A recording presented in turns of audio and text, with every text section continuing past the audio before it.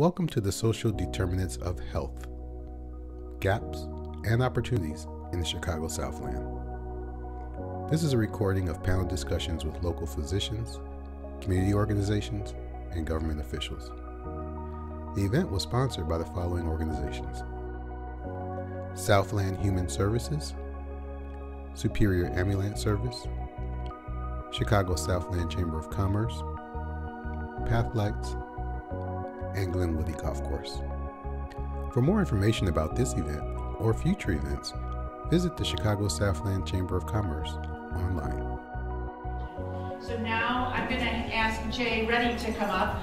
You heard me mention before the Southland Human Services Leadership Council. They do have a table back there. It's a membership organization, and if you're not already a member, I would encourage you to consider being a member with that. Jay is the co-chair of that organization, and he is going to facilitate for our legislators. So he will invite them up to the panel. Thank you. Thank you, Terry, and thank you to the Chicago Southland Chamber of Commerce for having us here and for putting this on for all of us today. Let's have some fun this morning. We've got some great panelists. Folks are here. So first, Senator Patrick Joyce, if you join me up here, I'll take your spot on the table. Thank you, Senator.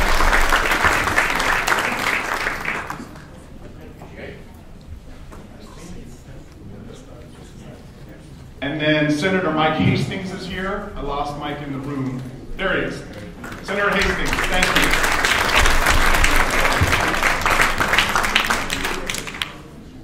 you. And Representative Debbie Meyers-Martin has been with us. Debbie.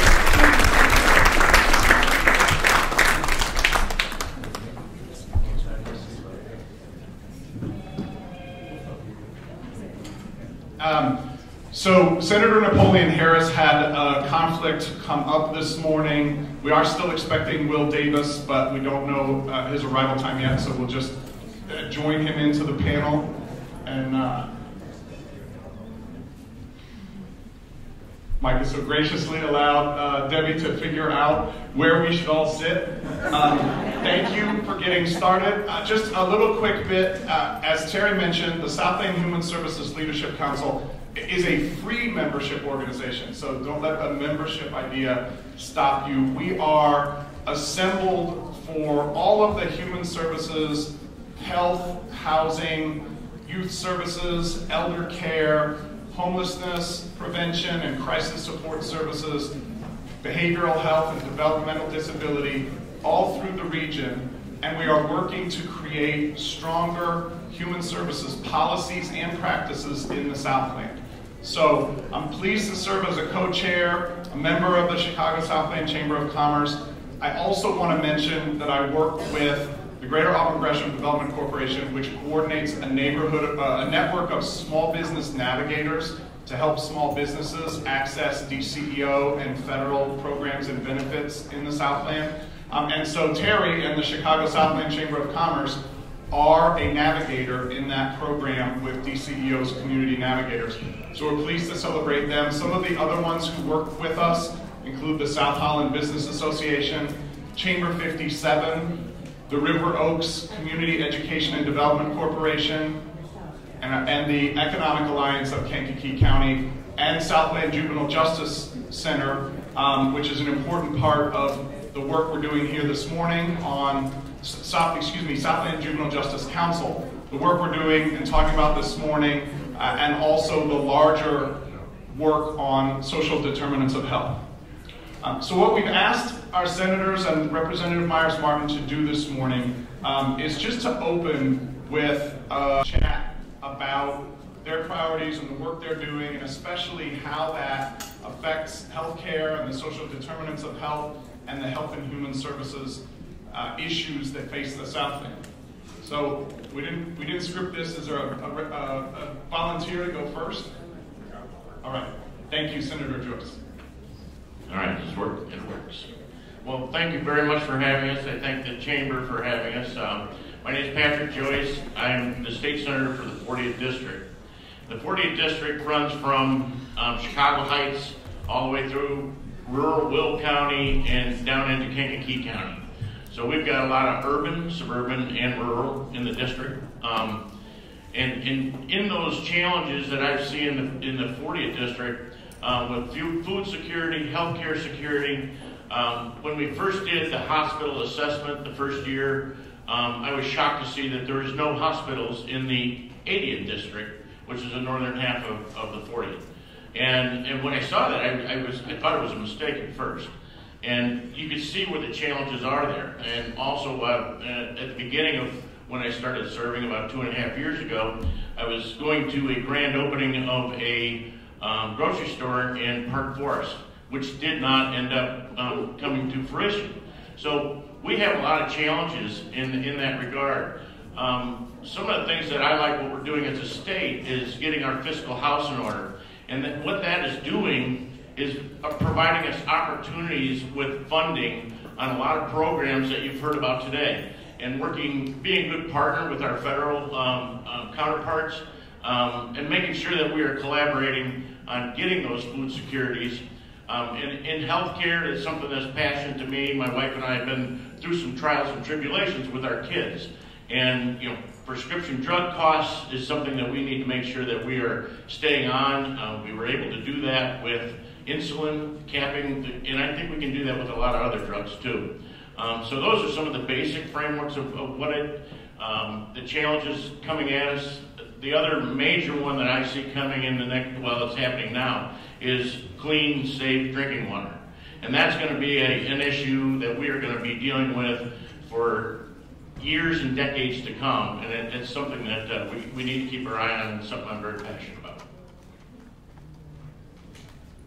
This light up here is really bright. I wish, Jay, you would put like an Instagram filter on there for me to help me out here the way it's going. But, so I think the key to success for anybody in our community, wherever you may live, whatever you may look like, is based upon, I think, 4 principles. Those 4 principles are: do you have the ability to get a job? Are we going to help you in your time of need? Are you going to have access to go to the grocery store in your neighborhood without having to travel a half hour? And last, are you going to have access to medical care? So we talk about getting a job. There are some people in this room who I feel as if are the most dedicated public servants that aren't elected. And I want to say thank you. You all know where you are because you're all sitting at these tables, but there are some people in this room that I know serve on local community boards that are unpaid. So I first want to say thank you. And because of your hard work and our partnerships, at least in the south suburbs, I represent 218,000 people from Matteson all the way north to Markham, all the way west to Lockport and Joliet. We have secured what I consider, and Rick Bryan, I'm going to go ahead and quote you, what I consider probably a suburban renaissance. We've seen so much economic development in the south suburbs, whether that's in the forms of commercial buildings for warehouses, Amazon distribution facilities, new businesses wanting to open in the south suburbs. It's never been seen before in the south suburbs since the manufacturing industry was at a boom. And I'm very happy to say that. You have access to whether it's $18 to $32 an hour jobs. You have access to the trades. We have some of the most awesome training facilities for organized labor in the south suburbs. So people have an opportunity to go get a job if they want to have a job. Okay, so that's the first area of success, or for somebody to have success. And there's a lot of determinants. Second is access just to food. When I first joined the Senate in 2013, the Jewel had closed. We had lost to Dominic's, and Walmart was pitting one town against another town to where they were going to put their Walmart, and they were figuring out how much money can they get from the taxpayers. Now, what we have, if you go down Route 30, you have Pete's Fresh Market, which is probably one of the most higher-end food chains. We have other unique boutique grocery stores that are going up, whether it's in Olympia Fields, Madison, Richmond Park. These are opportunities that are in place now because there's a collaboration between local organizations and there's a stabilization of local government. Because before, local boards of trustees and mayors was almost like a revolving door in the south suburbs. And we've invested a lot of money into making sure we have capable, competent, and qualified local elected officials that are able to get the job done. Third, access to medical care. Our communities have struggled. There is no question about that, and they continue to struggle. And the number one issue for me is mental health. Coming off a pandemic, and kids going back to school, moms and dads having to go back to the office, there's a lot of things that are concerning. And quite honestly, it drives a lot of parents crazy, and a lot of kids are having a hard time adjusting to school. That is a fact. That is a fact. Increasing mental health services has been my number one priority. I know we're going to talk about that later on today, but I'm proud that we've approved at the state level, MIRA. It's a mental health facility right by the World Music Theater that focuses on youth and adolescent treatment. Inpatient and outpatient, where you can go, if you have to go inpatient, stay there for a few days, that's an opportunity. Silver Oaks over the last decade is open. And I know that we're working with Advocate Healthcare, I know it's going to come up in another discussion, to put 30 new beds into Advocate South Suburban Hospital. Those things alone. Now, helping people in need is the fourth tenet. And I say this because all of you in this room know what it's like to lose your job. You've known somebody who's lost their job because of COVID. I'm proud, and because I'm the chief sponsor of the bill, and Pat sponsored it, and Debbie voted for it. We're going to help people in times of need. This month, I want to make sure, because everyone, this is called Money in Your Pocket.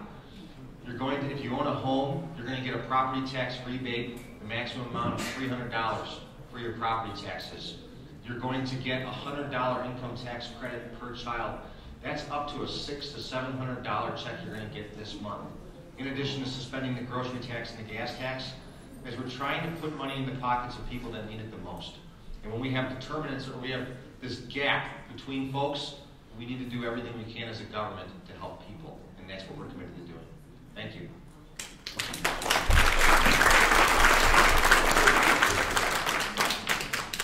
Okay, well, he didn't leave me anything to say. Good morning, everyone. I'm Debbie Meyers-Martin. I represent the 38th District. At this time, that is Country Club Hills, it's Matheson, it's Hazel Crest, Olympia Fields, Richton Park, Frankfurt, Tinley Park, and Oak Forest. So I'm very proud to be in that position. It's been a busy summer. It was a busy session. As you know, we did a lot of great work in Springfield related to the budget. So I'm so very proud of that. But coming back here, because I have lived in the Southland for a very long time, and I'm so committed to making sure that we are sitting at the table and we are getting the resources that we need. So for me, personally, in the 38th District, I have been working with the Comptroller's Office on the banking roundtable. So we've been inviting financial institutions to come in and have a discussion about how they work.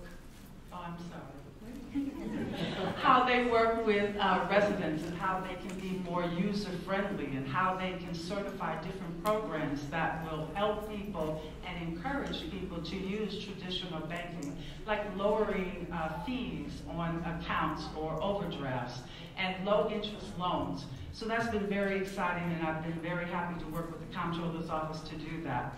I'm also working with Chairman Ford because I sit on higher ed appropriations for universities and colleges, and so we are holding subject matter hearings at the end of this month on financial literacy and how we can work with the universities and the banks to get a universal program for children, because we all know that if we had financial literacy programming for ourselves as children, we'd be much better informed about financial literacy. And so it's absolutely necessary that we do that. So those subject matter hearings will be at the end of the month. I just had a summit with the University of Illinois, reaching out to all of the high school superintendents and principals to create partnerships to encourage minority students at the University of Illinois on all of their campuses. So that was very, very exciting. The dialogue was dynamic, and so many people were engaged. So I was so happy to be able to do that. The Illinois Legislative Black Caucus is holding a listening tour in the South Suburbs. We'll be doing that in Hazel Crest, asking citizens to come out and say, how is it that can we move the agenda of the Southland in Springfield? So I'm thrilled to be doing that. I've been doing Southland Spotlight on the Southland, going out and meeting all of the business owners that are in my district, getting to know what made them choose the Southland, how have they been able to stay in business, remain solvent, be successful, and what I can do to help them in Springfield as far as funding and dollars and grants. So that has been going on. And then I also partnered with, actually created a partnership. You would think I would know how to use a microphone like that. Created a partnership between Governor State University and the Department of Public Health for stroke awareness and education. It is so crucial that paramedics and dispatchers and even citizens know the signs of stroke, because timing is everything. You have to move fast in order for that patient to be able to recover fully. So I'm very proud that we created this partnership with Governor State, and I'm looking forward to implementing that. So I'm just happy to be here, first of all, to share this information. I encourage you to reach out to me anytime, but it is all about public service, and that is what I believe is utmost important for all of us, and I'm so proud to be working with these gentlemen in the General Assembly. Thank you, Representative Meyers-Martin. And thank you both, Senator Joyce and Senator Hastings. I do want to say, Senator Joyce is a little bit newer, but has never failed to answer the call when we've had a community session like this. Senator Hastings and Representative Meyers-Martin probably have the best, most consistent attendance at these sessions. We do legislative panels about once a year with the Southland Human Services Leadership Council. So I want to thank them. To Representative Meyers-Martin's point about it's about public service. The questions about social determinants of health and human services provision involve some of the least of these, and some of the citizens of the Southland who don't have a voice necessarily, and I just think these three have been champions for that cause, and so I appreciate them being here today. We have some prepared questions that I will offer up to our panel, and then we'll turn it up to you in the audience, and I can bring the mic to you, or you can come stand on the side here if you have a question.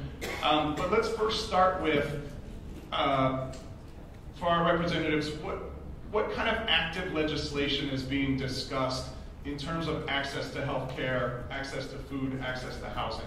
Are there bills that are being worked on in the House or the Senate? Are there committees that you think are bringing forth important issues where we can see legislation?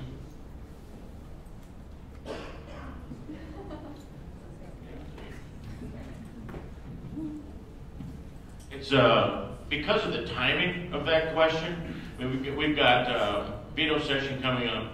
You usually don't have a lot of new legislation coming in veto session, and we will have a new General Assembly coming in January. So there's a lot of bills over the past year that have maybe not made it through because we had a abbreviated session because of the timing with the census and everything that went on. So there's going to be a lot of, if you know of a bill that you're passionate about that didn't make it through the General Assembly, I think that the 103rd is going to be taking up a lot of these issues. They're never dead. They're just going on to the next General Assembly. So I think that's, in timing-wise, a difficult question question to answer. Just to parlay off of Senator Joyce's comments, this last year we probably had the most sweeping legislation in regards to affordable housing. And we also probably had one of the most substantial investments in affordable housing. The amount of money that we've put into the housing authority, whether that be in the city of Chicago or in other places throughout the state, will allow for, I guess, number one, renovations of some of these facilities which are drastically run down. There's people that are living in poverty that we're providing for, and it's actually really substandard living conditions. So I'm excited that we voted on something like that. Now, in terms of pending legislation that's out there, Representative Edgar Gonzalez who represents largely a Hispanic population, is working on a rent control piece of legislation. With the pandemic, obviously there was an eviction moratorium that took place. So now the question is, are we going to price lower income folks out of their living facilities? And I think everybody here believes, at least I hope you do, everybody has, should have somewhere to live that's nice and safe, and that you can have access to public transportation, food, and whatnot. We're looking at healthcare expansion. I just want to touch on that because we have a list of things that we could talk about, but this last year we focused on funding what they call 988 legislation, and that'll probably parlay into another question, but 988 is a emergency hotline that you can call for suicide. If you have any suicidal ideations or however you say that, Jay, you went to Yale, I went to West Point, that's Army talk. Got it. We've invested in these programs to help folks. That's going to continue as the insurance industry continues to gain in their profits. I think that you'll see a demand for additional services. We saw a spike in telehealth. I think everyone's seen that here for healthcare accessibility, but we also saw a record profit, and are people really getting what they're paying for? I think that's probably a question that our insurance committee is going to handle as we move forward here. So those are two key components, and then I know we'll get into other questions as well, Jay, regarding that, but hopefully that answers what's on the horizon. And just to parlay up what Pat says, it is election year, folks. People are going to say anything to get reelected, but I'll just tell you what I spoke of is stuff that I think is going to continue through an election cycle. And then finally, I know that there's a lot of legislation being proposed for gun violence prevention, ban on assault weapons, the requirement of people who already own assault weapons to register them in the state of Illinois. Reproductive health, of course, is a big question. That was kind of the core of conversation regarding us going back for special session to address some of the reproductive health issues. So those are also on the horizon. Oh, and even serial numbers for bullets, that's also being proposed as a way to address gun violence prevention. Thank you all for those responses. So that may segue well into the question about advocacy. We got a lot of people here who work with community-based organizations, community-based business associations, involved with the chamber, coming to a session like this about trying to close gaps on social determinants of health.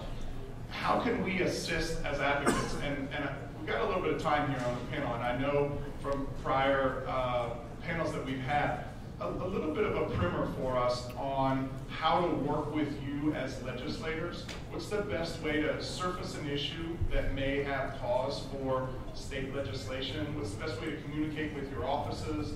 What's the best way to reach out to representatives and senators on a broader basis? How do we deal with the Southland as a coalition or a caucus representing us as a region? Well, let me just say specifically, we need to hear from you. We need to hear from you often. We need to hear from you about suggestions, recommendations you have, concerns you have. But the thing that I find when people come into my office is if you have a request or you have a recommendation, that there's so much background information that you need to provide in order for us to be able to determine how to move to the next step. And so I encourage everyone to let your voices be heard. I even said this the other day. We had a rally about the South Suburban Airport. It's like the governor needs to hear from you. He needs to hear that you support the airport, whether that's in writing, whether that's reaching out to the office, whether that's by email. Those are all viable ways for you to get in contact with us, because at the end of the day, we can't represent you in an effective way unless we've had that conversation with you, unless we know what it is that you would like to see happen in the Southland, in the state.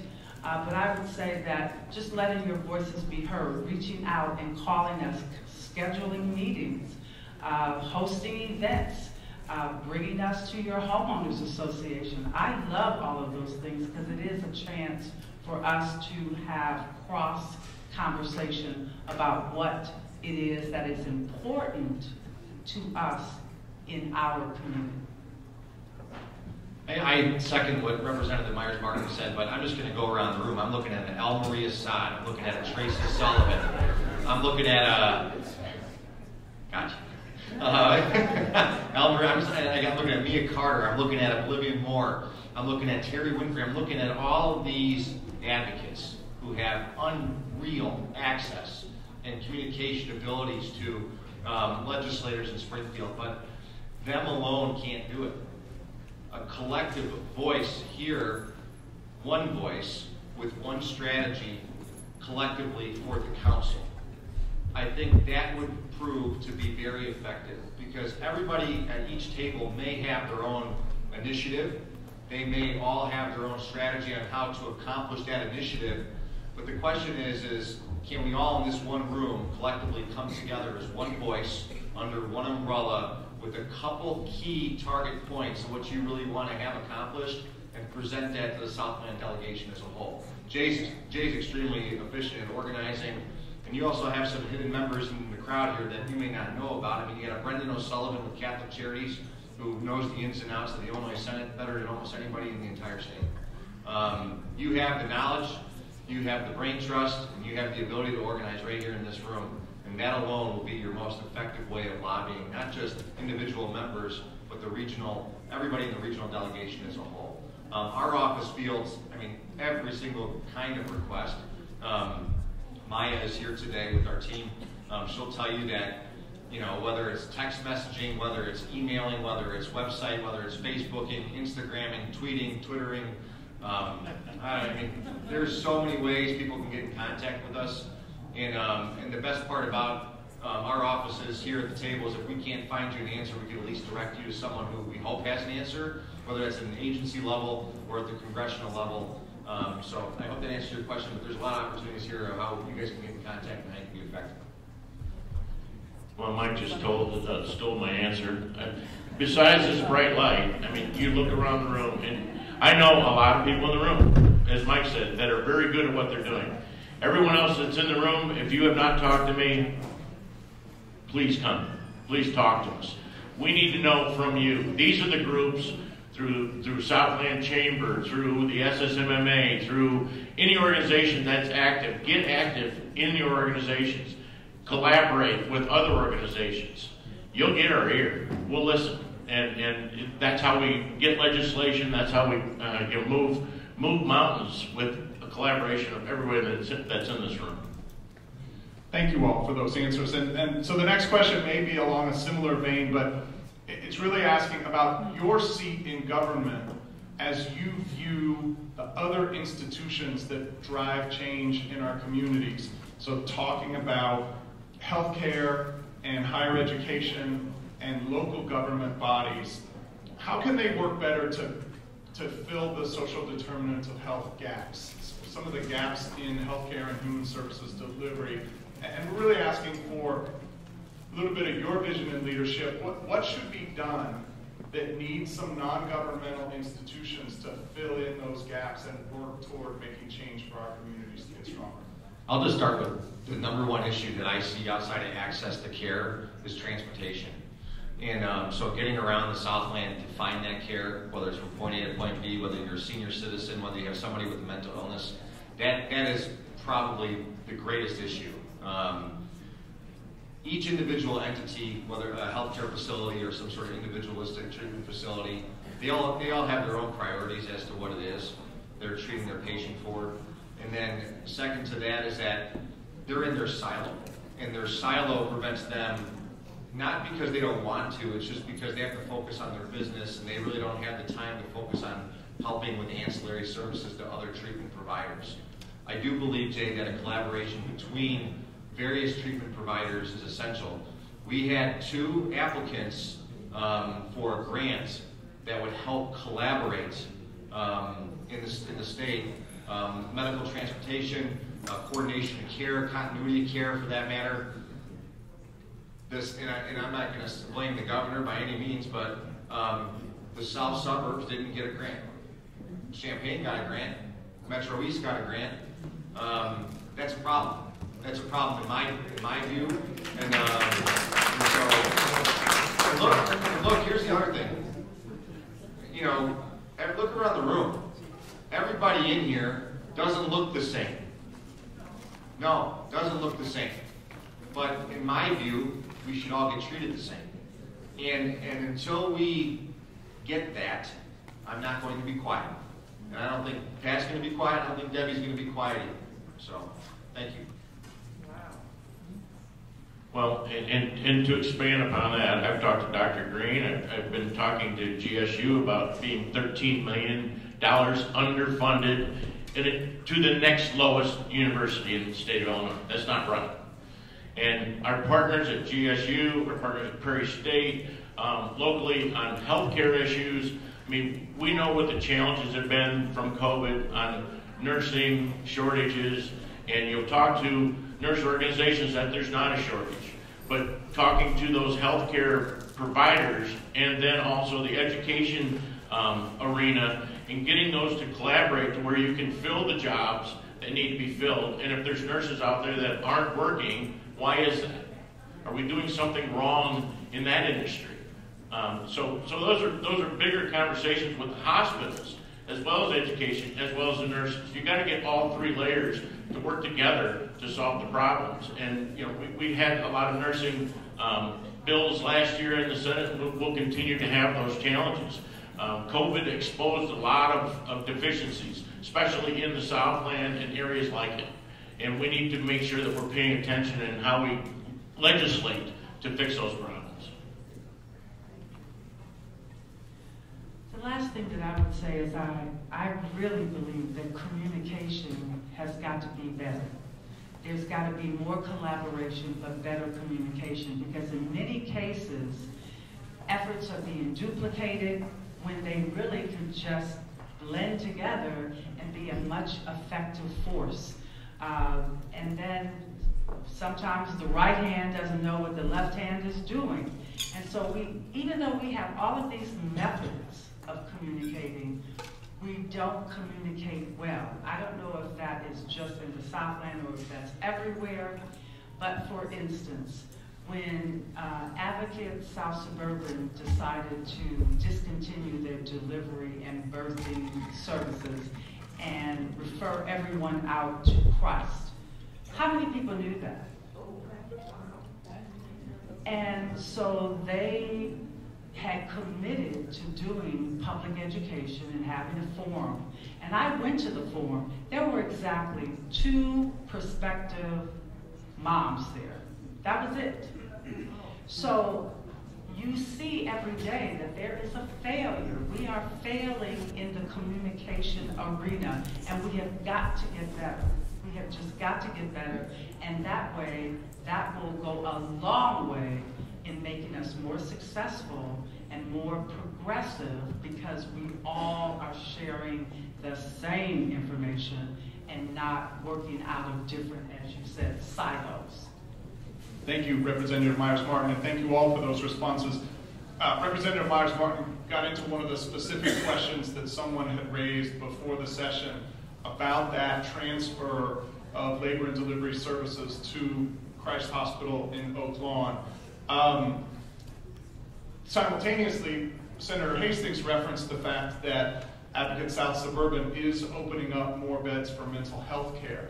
And so I'm curious if there are other trends in the market and other developments that you're seeing and that we should expect to see change, or that you would advocate that our local healthcare or human services facilities, so throw it open more broadly to the soup kitchens, food pantries, crisis support centers that are serving in the Southland.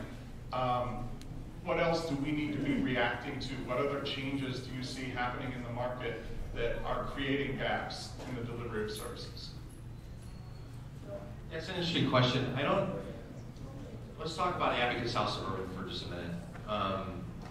You talk about access to care, and not just that, but what happens when something goes totally wrong, especially when it comes to labor and delivery. I have two children, one's 6 and one's 2. Both of them were delivered through C-section.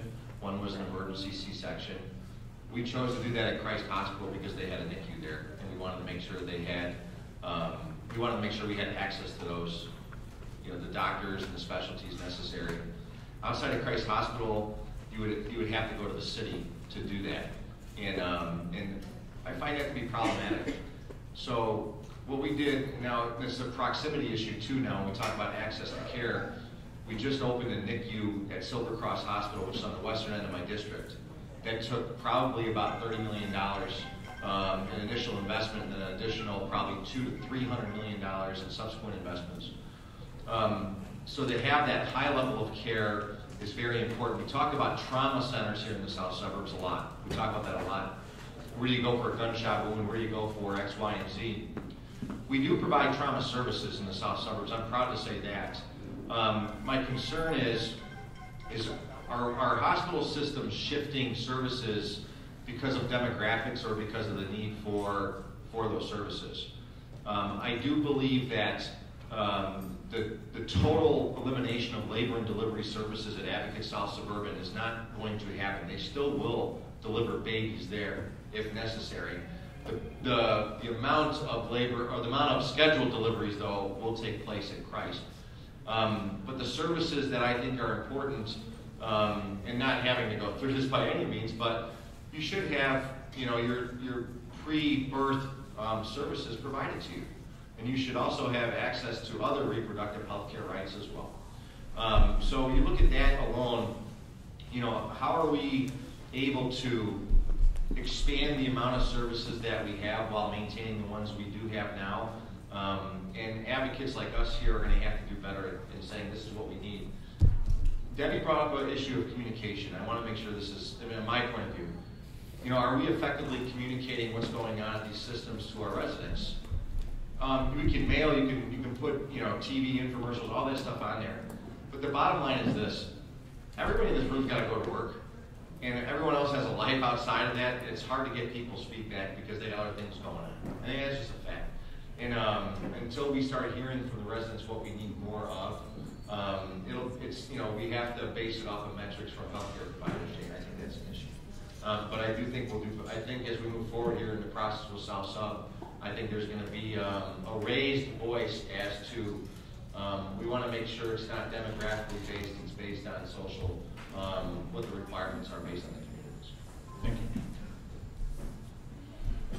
you. And so we have some questions that are less focused on just health and human services delivery, and maybe an opportunity for you to talk about what else is coming down the pike for the Southland. In particular, in terms of legislation, Senator Joyce, you referenced the veto session. Are there other things we should know about just in terms of watching the activity of the legislature to understand what's coming next for the Southland? Well, one of the things that we did get passed in this last legislation was the Southland Reactivation Act. And I know that you referenced that earlier, but I was proud to be the sponsor of that in the Senate. And the 1,800 vacant properties that are not on tax rolls, those are going to provide opportunities in the way of property tax relief. We get them back on the rolls, help with their personal property taxes. Property tax is a big issue, especially in Park Forest. 38% property tax, unsustainable if you're a homeowner. And bringing in industry in those type of areas, the Southland Reactivation Act is going to help that. Getting our fiscal house in order in Illinois is something I'm very proud of where we've gone since I've been in the legislature. We're getting credit upgrades, which saves us millions on interest. We paid down College, Illinois to zero, which saves us millions in interest. We've also got zero bill backlog right now. It was $17 billion just 4 years ago. It's zero right now, saving us billions in interest. Those dollars can be used for health care. They can be used for education. So as we get our fiscal house in order in Illinois, it's going to afford us opportunity on more MAP grants and things that our kids need. And that's what I think, if we just stay focused on staying on that course. It gives us so many opportunities in so many different arenas. You know, direct service providers, how many of you guys are familiar with the direct service providers? Raise your hand, I'm sure you guys are. How about home health care workers? How many of you guys know?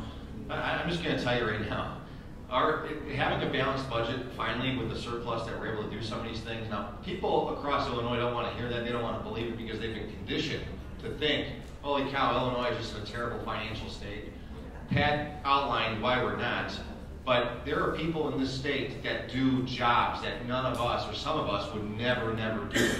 Let's talk about a home health care service provider, someone who has to bathe a senior citizen in their home that may not want to get bathed. Or somebody who has to deliver Meals on Wheels, or how about somebody who has to provide a service to somebody with a developmental disability.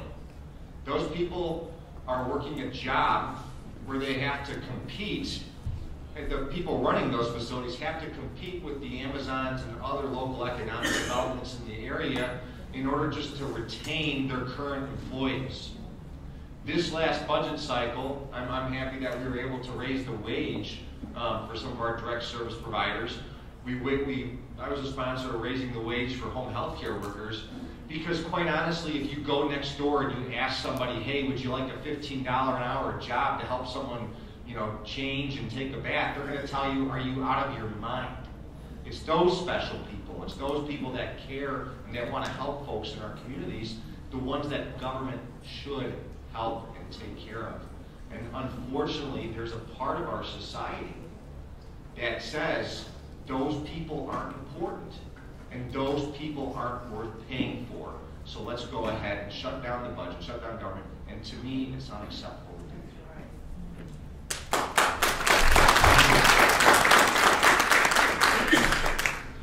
Well, one of the things that's coming to the Southland, and I definitely have my fingers crossed, is this past session, I introduced legislation about Rich East and making sure that school could become a viable entity again as a career and technical center. And so I'm very excited because we were able to get the State Board of Education to agree to certify that entity as a career and technical center. So now comes the part about the funding. So I just was speaking to someone yesterday that is part of the coalition that they now are reaching out to American Airlines and United Airlines and some of the other bigger airlines because there will be an aviation program at that career and technical center. So that the airlines can help with the funding of this new project. So I'm really excited about that.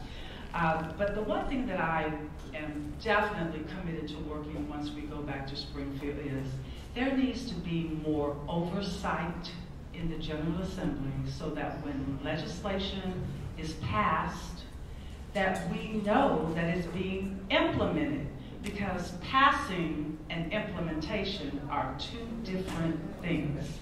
And there is no one who really, not to my knowledge, there's no one who's really keeping a checklist to find out, okay, that bill was passed, but is it being implemented?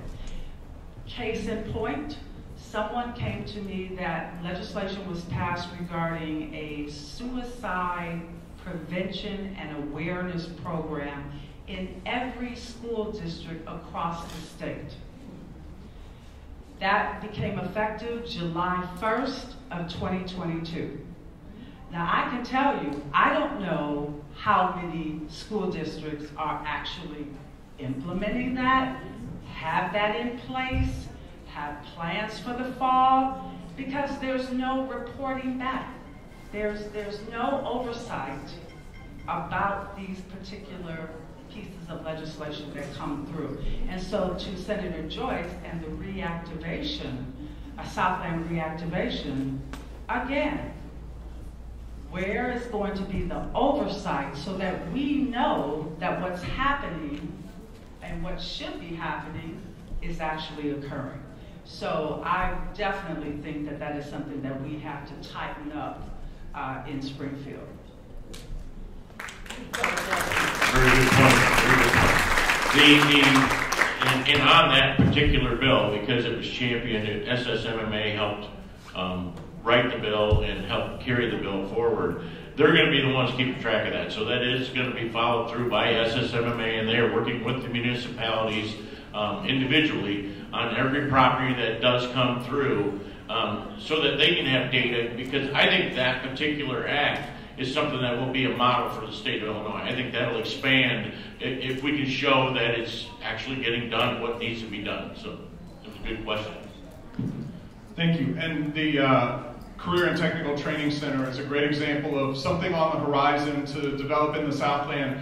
Two of the other ones are the casino being built by I-80 and the proposal for the airport. And I just wonder if you could give us kind of state of the art. For one thing, how will the revenue sharing regionally work with the casino? How does it lift up other communities besides East Hazel Crest and Homewood that are right there? You want my honest answer? I'm just going to tell you I didn't like it in East Hazel Crest. I wanted it in Madison. I thought that the Lincoln Mall was the perfect site for it. I thought that it had access, and this is real talk, this isn't some political grandstand. I'm just going to tell you that Lincoln Mall had the access. Lincoln Mall had the, not just the access, but it had the access to transportation, the land. They had the right team in place, and I think that that would have been the right investment. You look at East Hazel Crest, it's halfway between Chicago and Indiana. And that location is surrounded by industrial, although it is some developing sites around there. I have a hard time believing that that'll draw new folks that aren't people who we consider active gamblers where we recycle money. It's generally speaking, it's money where it's, you know, a Social Security check or some sort of money that's coming back through the system and coming back around. Now, other legislators disagree with me, but I was a gigantic advocate for Lincoln Mall, not just because of the revenues generated, but what it would do to the community as a whole. But when it comes down to revenue sharing, there's two forms of it. Number one, in the law itself, there are towns in the south suburbs that do have to get a share of that revenue. What those towns choose to do with that revenue is up to them. There also is other side arrangements that Homewood or East Hazel Crest may have been able to go into with other municipalities, whether it was to garner support, whether it was to do other things. But obviously, based on revenue projections, they felt as if that was the right site. But I'm just going to tell you this, and I will reiterate this till I'm blue in the face, because I've been so adamant about this casino, because it is important that the south suburbs, number one, stop squabbling over casinos, because once Chicago builds their casino, there's going to be what I consider a cannibalization effect of revenues gained by the casino itself. So once Chicago's built, everybody from the south suburbs, right to the city of Chicago, and then all of a sudden you get, you know, the people who may not want to travel, or some people that you just may not want at your casino at the casino. And that's a fact of studies of casinos for the last few decades. Now, do I wish the success? I do. Why? Because some of that revenue that's garnered from that casino goes to the state of Illinois, and it actually goes to the services provided in this role. And that success is our success. However, I believe that it may have been more successful than it was in Madison. Did I say that 3 times? Thank you very much. Thank you, Senator.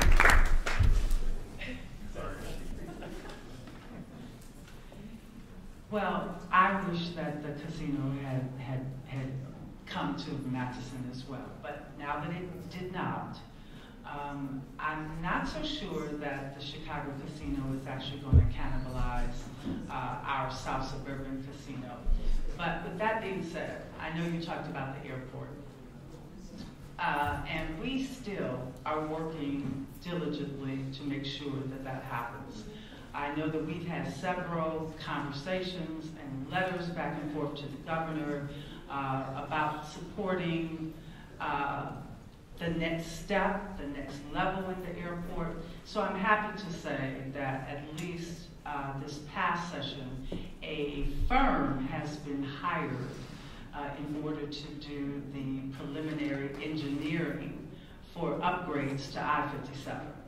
And that is a step in the right direction, because for the past 4 years, nothing really had happened other than there had been money put into the budget, but nothing was being done. And so this is a step forward. I have my fingers crossed. I'm cautiously optimistic that we will see that sooner rather than later in terms of that firm coming on board. And I also know that we have been participating in presentations to mayors, legislators, related to developers and the possibility for having a real viable strategy in order to move that airport forward. So I am excited about that. Thank you. Senator, do you want to say, I know the airport. Yeah, I mean, just quickly to expound on what you, the representative was saying, we were at an investment, well, kind of a map of what the South Suburban Airport was going to look like with private investors, and it was amazing to see someone finally putting some numbers and some drawings as to what they're looking for in the way of an industrial park, in the way of the airport. And as the representative also stated, the money for the Eagle Lake Road exchange has moved forward through Illinois Department of Transportation. So we're at a place right now that I don't think we've been at for well, I was pretty young when we started this conversation. I still feel pretty young. But I see it going in places now that I've never seen it go. So I'm optimistic. Thank you for that, Senators. And now I want to open it up to questions. Things that you come on over here, down the side. Good. We got questions. So we got about 10 minutes for questions. Just come on over here to the side, and we'll work the mic from here. Thank you. Good morning. My name is Monique, and I'm here representing Southland Care Coordination Partners. I manage our Health Service Department. I'm also here on twofold because I am a University Park resident and a Governor State alumni. So my question is, I've had the privilege of being able to navigate within University Park, and I work in Madison. And I've been able to kind of see the development of business and also the death of them. Like, as quickly as you sneeze, they are closing. I know I got excited when Target came to Madison. I have never seen a community react to peace so big.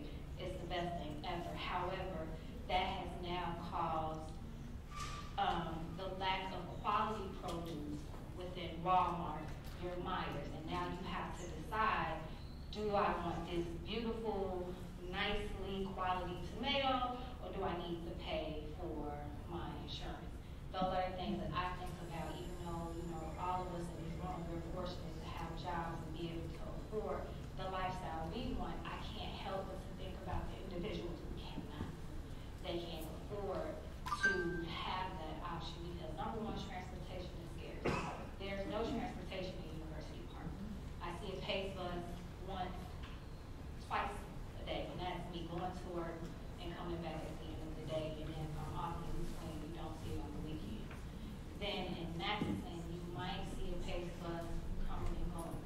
So my question is, for businesses that can provide health care or can provide some type of resource for the residents that are in Madison or University Partnership, the neighbors, what is Congress doing to ensure that these businesses are not only able to develop, but are able to stay around so that these residents can have these resources? Well, a couple things on your question. There's, the Chicago Steel and Wire is going to bring in 300 jobs locally to University Park. We did a groundbreaking on that 3 or 4 months ago. With the question on PACE, that's something I would love to arrange. The director of PACE, I can get him to come to a community event. We can talk about bus schedules. I think that's something that can be easily remedied. And be glad to work with you and set up maybe a community meeting with PACE to come to the University Park to address the issue. I don't think that's going to be that big of a challenge. If you go down Western Avenue, all the way through Park Forest and down into University Park, access to food is a major, major issue in that corridor. They're just not in grocery stores. What do we have to do? We are bringing in some new businesses in University Park, and that is good. But along with that, you're going to have workers that are working in University Park that may want to move to University Park. But if they don't have access to food, are they going to live there? It's a very valid point. And it's something that we need to have, again, another community meeting on how do we encourage a Jewel or one of those chains to that's a big corridor. And it's a lot of people that would utilize that. So, I mean, that's a conversation we need to have with the village board and say, how do we entice produce and good food for our area? Because there's a lot of growth going on in that I-57 corridor. I mean, University Park's ripe for a lot of growth. So those are some conversations I'd love to work with you on. Thanks, Senator. Good morning. Thank you all for being here. My name is Angela Waller. I'm the Director of Community Health for the South Chicagoland PSA for Advocate of Oral Health, and I just wanted to be able to address some of the issues that were brought up about our hospitals. And so when you talked about in terms of our OBGYN, our babies, being transitioned from Southland to Christ, and it was based on two things. It was a data-driven decision from demographics, the number of childbearing women decreasing in the South region, in addition to moms making the choice to actually go to Christ for their deliverance. In addition to that, we still have available prenatal and postnatal care at South Suburban Hospital, in addition to being able, if there's an emergency issue for a woman that comes to South Suburban Hospital, she will be treated, but if it's necessary, then she'll be taken to a higher level of care at Christ Medical Center. And just knowing that the state-of-the-art access that we have at Christ is available to the moms that we do not have at South Suburban Hospital. And also just to know, for folks to know that the transition happened on August 1st. And in addition to the behavioral, the maternal part being transitioned to Christ, then the behavioral health piece, of course, that's going to come from Christ to South Suburban Hospital. So again, these were data-driven decisions that the system made, but we still have those services available to moms at South Suburban for pre- and postnatal care, and then, of course, the access to Christ and Trinity Hospital as well. Thank you, Angela. Okay, Jay, if I could just speak to that for a moment. I never said that the service would be bad or the moms would not, potential prospective moms wouldn't be able to get service. What I said was that communication about the fact that the hospital was going to do that was very limited, because when I said that I was going to a meeting to talk about that, nobody had heard. So I'm only saying that we deserve to get information about what is happening with our major entities within the Southland. And so that had to do with communication, but not the service, because I have heard that Christ has a magnificent program and they have services that maybe could not be attained at South Suburban, but it was the fact that nobody knew, for the most part, in the community. I will attest that the dad's beds at Christ are comfortable. Thank you, Ms. Waller. Hi, good morning. Thank you for being here. I really appreciate all the information that's being gathered today. I'm a little overwhelmed. My name is Alexandra Glumack, and I work as the program director for the Office of Violence Against Women grant that we have at South Suburban College. I just want to make two very quick statements. One, I like the comments about the no accountability with regard to the programs that and the trainings that the governor wants put in place in the school system and so on. Sexual harassment training is mandated by the governor back from 2020, and it's not happening because there's no accountability. Who's going to come and find out that I didn't get the training? So we're not getting the training in these companies, and we need to get sexual harassment training in these companies. It has to be done.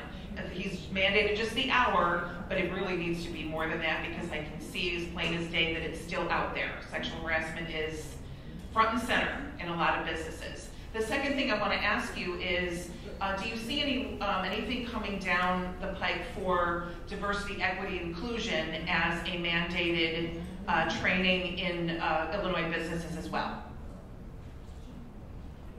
Well, you may know, and I hope everybody knows, that this past January, the Commission on Inclusion and Equity, I think it's Equity and Inclusion, has now started getting commissioners, and they're starting to do work.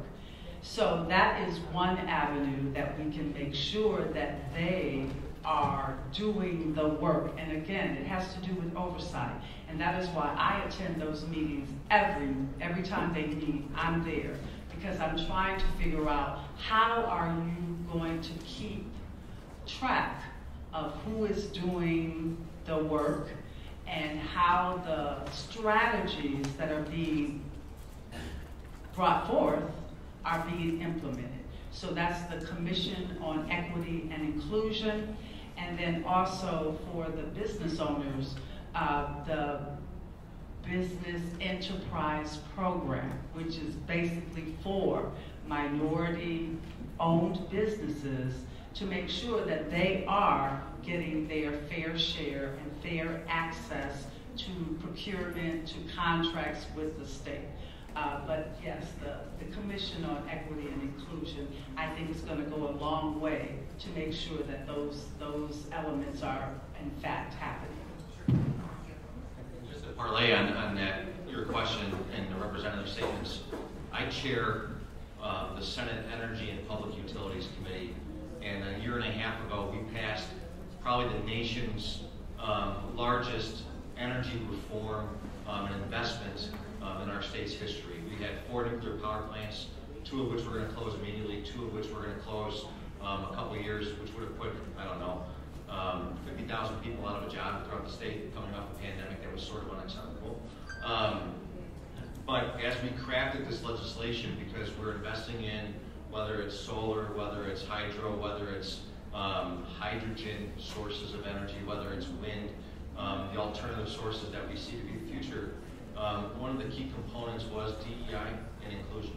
And just inclusion in general was, we want to make sure that there are opportunities for minority businesses, women-owned businesses, veteran-owned businesses, to not only gain access to the contracts and those investments, but in the event that your workforce or folks in the community aren't properly trained, to set up programs to help people get trained. So for example, if you look at some of our trades, some applicants may not be able to get into the trades because they may not be able to sufficiently pass a math exam, or for whatever other reason. There are now programs, not just at our trades, but at ComEd. There's a program called Construct, to where folks who may not have necessarily the access to it can get access now to get into that industry. It's not just in the energy industry, it's across, I believe, and I think everyone at the table would agree, across almost every piece of legislation where we make a substantial investment in the state of Illinois. And that's a very good thing. Great. Thank you. Thank you. Thank you, Senator. Hello, my name is Oblivion Moore, and Terry, first of all, from Southland Chamber, this is a great event here, so thank you very much for putting that on. I have a question which addresses things that you talked about earlier with Advocate and Ms. Waller. Thank you for explaining what you did. However, my question is, with that particular facility, I'm in the Southland as all of us are. However, I never got any information about that particular whatever was going on. The other thing is I'm a mother of 4, and God knows if I was in labor, you can only hold your legs together for so long. You know, that baby's coming when it's coming. So when you address the transportation issue, then, you know, trying to get, if you go into labor from where you are to 95th Street to Christ, you know, come on. If you're in an Uber, they're probably going to stop driving at that point. But anyway, the next thing I have to say is, what kind of policy or legislation can be put in place to make sure that the residents in the areas that are being affected by a move like that can get that information to attend these different charrettes or whatever it is that they're holding, for us to be able to have our input on it when decisions are being made like that in our communities. Where is that nice lady from Advocate at? Just raise her hand. Oh, she left? Do we have her information? Yeah. Can we provide that to everybody here so everyone can have their input? I think this goes back to Ms. B. I know Ms. B's boys. We all work together in one form or fashion. They're great young men. But I will say that the communication issue is a big issue. And it's not to be understated one bit. But and B, I know you know this, and I know this at the same time. The communication issue is one thing. The participation issue is the follow-up. We have town halls, we have coffees and conversations, we have online, Facebook, interesting forums. There's a very limited few people that want to participate in it, and I understand why. I really do. Number one is, these days people ridicule you for what you say. People will tell you what you are, what they think you are, without any recourse of, whether that's the internet, the wall, the internet, or keyboard warrior, whatever you want to call it. In addition to that, that communication is so important, and that participation is so important. Maybe we need to do a better job of finding times for residents in our communities to participate, because they got a lot of things going on. If any of you have any ideas, I'm dying to know them, because we have these forums. Debbie and I, we have coat drives for kids that don't have coats. We have events, touch a truck for parents who want to get the heck out of the house. And sometimes you got maybe 3, 5, or 4 people that show up, and that's an issue. We got to do a better job. Our advocates got to do a better job, and we're dying for your input on how to improve that process.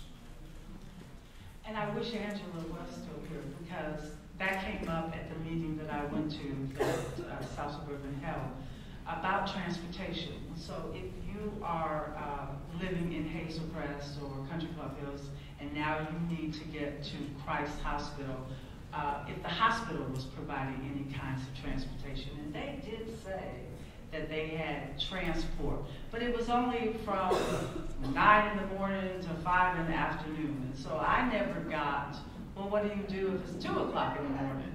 So yes, it's a big issue. And again, communication is everything. But that they were providing somewhat.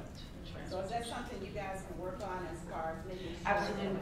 Because to your point about creating legislation, if in fact that's what we're trying to accomplish, there's a bureau in Springfield that you just give them that information and have them draft language that would address that, hopefully in an effective way, and make sure it's legal too. Thank you, Representative. Okay, we have a couple more questions, and then we're going to do a little process to close out our morning. So thank you all. Thank you, Senators and Representative, for joining us. Vicki Brown. Thank you very much to our legislators for being here. And I will keep it brief. I do have several questions. Now, I think the communication and the collaboration is a very key point. I too attended the meeting with you, State Representative, regarding Advocate and the piece. So we understand in terms of the prenatal, the postnatal, all of that, but the challenge was the communication within the community. The other thing is, this is not the first time, and it appears to be not the last time, that we lose services from the Southland area that directly impacts what's going on with our medical community. We went through this with St. James Hospital. We went through this in terms of the Lost Trauma Center. And so maybe we have some trauma services, but who in the world knows all about that, because we're not getting that. The other thing too is to bring the mental health piece in there, and nobody even talked to the president at the time talked about they were connecting with the churches, but they had not connected with any of the mental health agencies we already have in place, which brings another component of communication and lack of it. When we talk about trade programs, and thank you very much for bringing that up, but here is the challenge that we have with that, and that is we have residents who spend an enormous amount of time and money with our local community colleges and other places, to gain access so that they can become part of those apprenticeship programs, only to find out that now they have to go through a lottery process in order for them to become a part of a pre-apprentice program, and then perhaps they may become a part of the apprenticeship program, period. And to make sure that our incumbent workers, those who are currently working, are up to speed. We are now in the 21st century. So some of those old techniques, we need the foundation, but they need to know the nuances of the new. They've got to get the technology pieces, what we're doing in terms of that, and we talked about getting their communication out. We still have to go in every single way, whether it's by phone, mail, email, social media, because everybody does not still have access to the technology. We're still in a downplay with that. Thank you. Okay. Good morning. I'm Doug Kenshall. I wear a couple of hats. I'm the executive director of South Suburban Paths here in the Southland. I'm also a co-founder of the Illinois Shelter Alliance. And first I want to thank you, all three of you, for your leadership, and I want to thank your staff for their leadership. Not a week goes by when we don't receive a referral from your offices. Someone who's at risk for homelessness or someone who is homeless, who needs help. But I gotta ask you, we need your help in Springfield. For 40 years, the state has not provided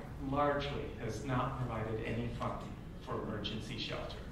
It's a complete dereliction of duty. When our citizens are homeless and are on the street, they have a choice. Camp in the woods, sleep in their car, or in most of Illinois, they sleep in the church. Our churches save thousands of people every year, and they do it without funding. This year is a unique opportunity. Because of COVID, the federal government has provided millions of dollars to build emergency shelters. IDA has $37 million. DCEO has $20 million. Cook County has its own share of that. But these shelters are not going to get built unless there's money to operate them. We need an increase in the IDHS program for emergency and transitional housing. Will you support that effort? Yes.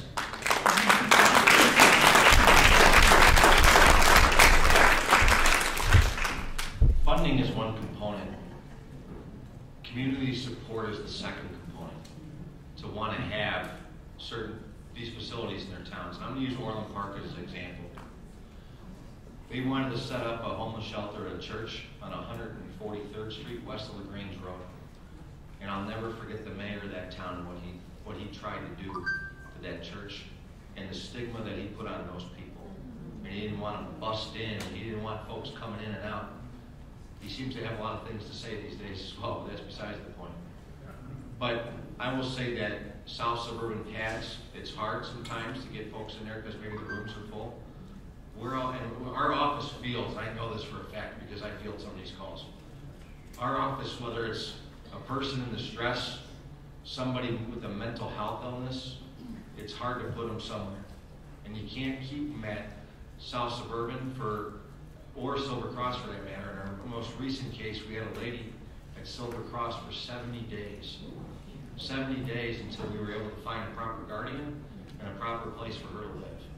So 100% yes, but it's everybody's duty in this room to work with, whether it's trustees of the town or the mayors like the mayor of Orland Park who didn't want that in his town, to get them to say it's important, because when it happens to you and you need those services, then you'll see how important it is.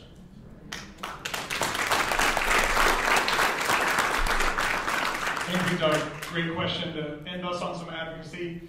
Thank you to Senator Joyce, Senator Hastings, and Representative Meyers-Martin. Mayor Ron Gardner,